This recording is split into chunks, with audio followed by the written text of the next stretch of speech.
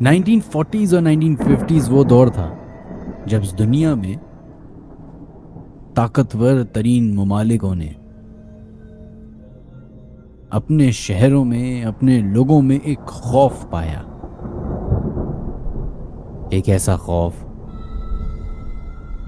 जो कि किसी मखलूक से नहीं था, किसी गैबी ताकत से नहीं था, बल्कि खौफ था तो इंसानों से ही। उन अनजान लोगों से जो रात के अंधेरे में निकलते थे और कब किसका कत्ल कर दें ये कोई नहीं जानता था। 50s, 60s, 70s वो दौर था जब सीरियल किलिंग अपने उरूज पे थी। अगर आज भी आप सीरियल किलर्स के बारे में मालूमात हासिल करना शुरू करें तो आपको एक लंबी तवील लिस्ट मिलेगी और उसमें नित नए तरीक़ेकार होंगे लोगों को कत्ल करने के। इसी नौइयत का वाक़या 1970s और 1980s के बीच में पाकिस्तान में भी पेश आया, जब अचानक से लाहौर और उसके करीबी इलाकों में एक खबर फैली, एक ऐसे ग्रुप की, कुछ ऐसे लोगों की जिनके बारे में सिर्फ यही मालूम था कि जब वो लोग किसी घर पे अटैक करते हैं तो उस घर में मौजूद जितने भी लोग होते हैं उनको वो कत्ल कर देते हैं। ये कत्ल करने का तरीक़ेकार कुछ नया ही था। सबसे पहले तो वो लोग उस घर में देर रात गए एक ऐसी गैस का इस्तेमाल करते थे जिससे पूरा घर बेहोशी की आलम में आ जाता था। उसके बाद एक एक करके उन तमाम फैमिली मेंबर्स को वो कत्ल कर दिया करते थे। ये बात उस वक्त पब्लिक के सरेआम हुई जब एक के बजाय 4-5 केसेस सामने आना शुरू हुए और 5वें 6ठे केस के बाद ये तय पाया कि ये एक ही ग्रोह है जिसने ये 5-6 कत्ल किए। उनका तरीक़ेकार कुछ इस तरह था कि वो दिन में एक मखसूस इलाके में जाके एक मखसूस फैमिली को टारगेट करते और रात के अंधेरे में उनके घर में कूद के एक स्पेशल गैस उस घर में छोड़ते जिसकी वजह से जितने भी फैमिली मेंबर्स थे वो बेहोश हो जाते और फिर उनको हथौड़ा मार के कत्ल कर देते। जब ये बात 1980s में बहुत आग की तरह फैल गई तो जैसे जैसे जिन जिन इलाकों में ये वाकयात गुजरते गए वहां वहां खौफ का राज पैदा होता गया। वो टाइम भी आ गया जब लोगों ने अपनी मदद आप सिक्योरिटी देना शुरू कर दिया। चंद मोहल्ले वाले इकट्ठा होते, उनमें से जो मर्द हजरात थे वो रात भर जागते, पहरा देते और बच्चे और खवातीन वो घरों के अंदर कैद हो जाते। एक वाकया है इसी से रिलेटेड। जो कि मरी रोड पे वाक़े एक घर पे पेश आया। उस जगह पे उस जमाने में एक गेटेड कम्युनिटी थी। उस गेटेड कम्युनिटी में रहने वाले लोगों को ये खौफ था, चूंकि इस्लामाबाद तक इस हथौड़ा ग्रुप की खबर पहुंच चुकी थी, तो उनको अब ये डर था कि कहीं ऐसा ना हो कि इनकी कॉलोनी में भी किसी घर के अंदर इस तरह का वाक़या पेश आ जाए। तो उन्होंने भी वही किया। सिक्योरिटी तो थी ही, लेकिन उस गेटेड कम्युनिटी के अंदर भी मौजूद जो घर मकानात थे, वहाँ के मालिक यानी कि मर्द हजरात घरों के बाहर पहरा देने लग गए।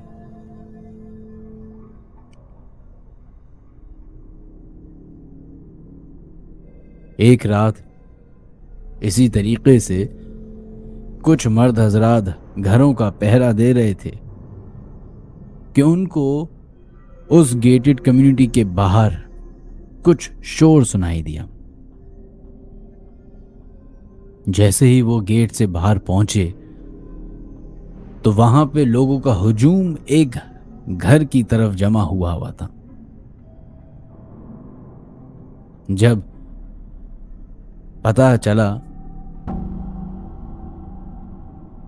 किया तो पता चला कि उस घर में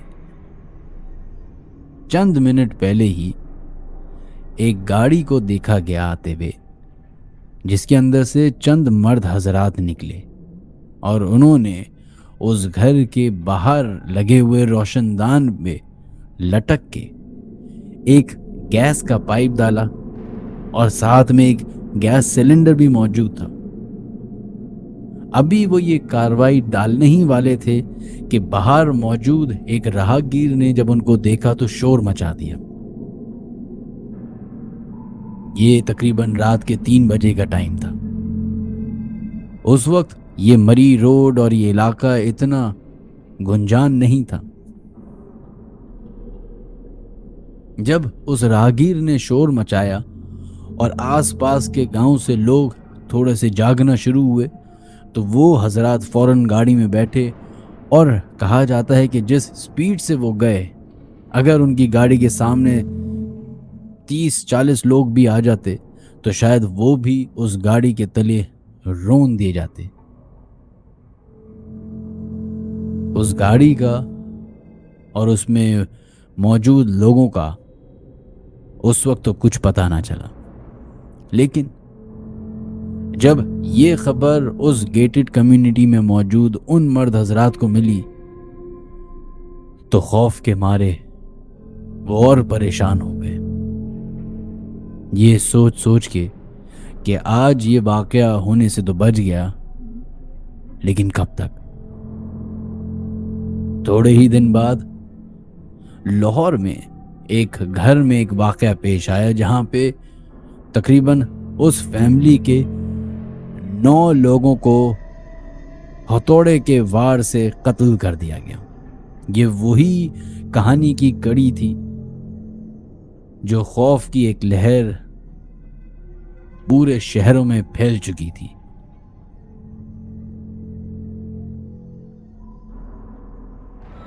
उस फैमिली में एक मिरेकल हुआ। रात गए, ये फैमिली मेंबर्स किसी शादी ब्याह से आ रहे थे। सब जब घर में दाखिल हुए तो सब अपने अपने कमरों में चले गए और फिर अपने नॉर्मल ड्रेसेस पहन के शायद अपने किसी लाउंज या किसी ऐसे कॉमन एरिया में बैठे हुए थे। तब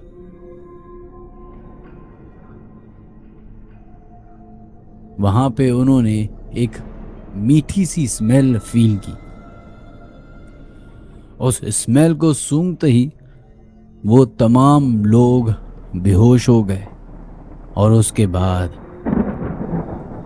उस अंधेरी रात में, उस खामोशी में अचानक से घर का दरवाजा खुलता है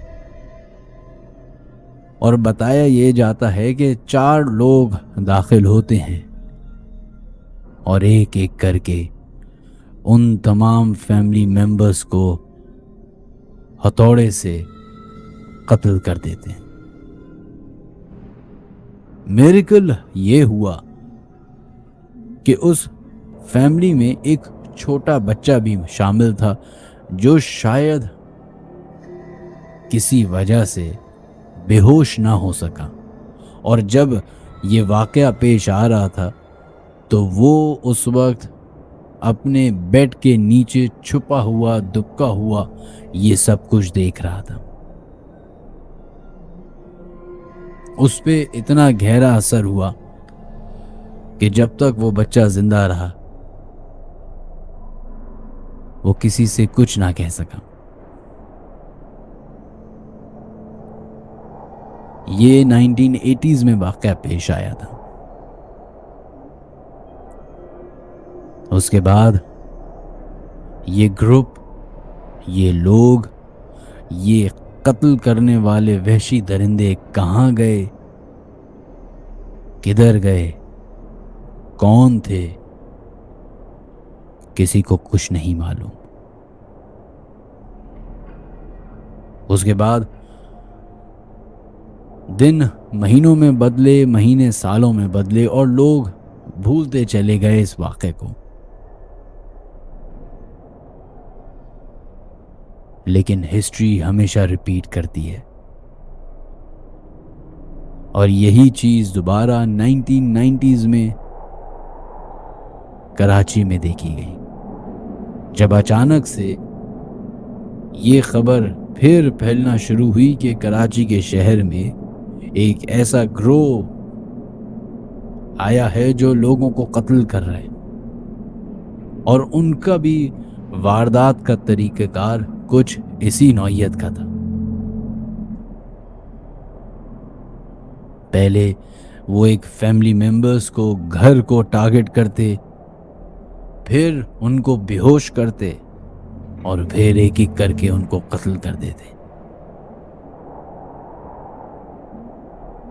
1990 से लेके तकरीबन 1996-97 तक कराची शहर में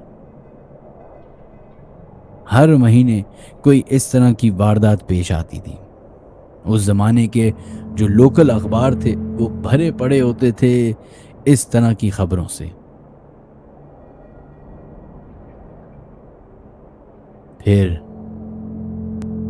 फिर वही हुआ।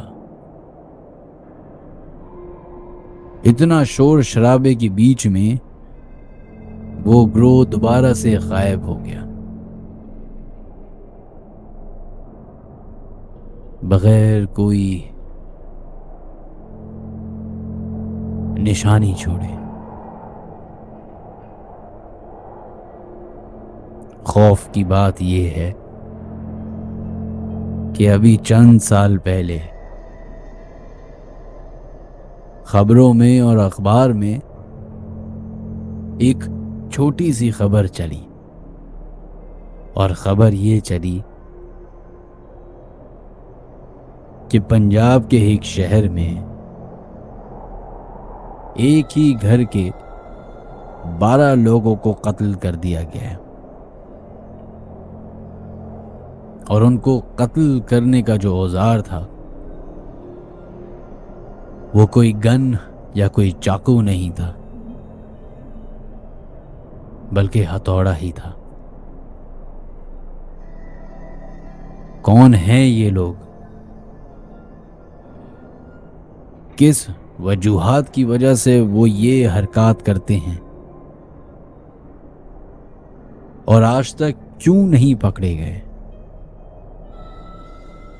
इन 30-40 सालों में सिर्फ एक वो बच्चा ही था जिसने उनकी शक्ल देखी थी, लेकिन वो भी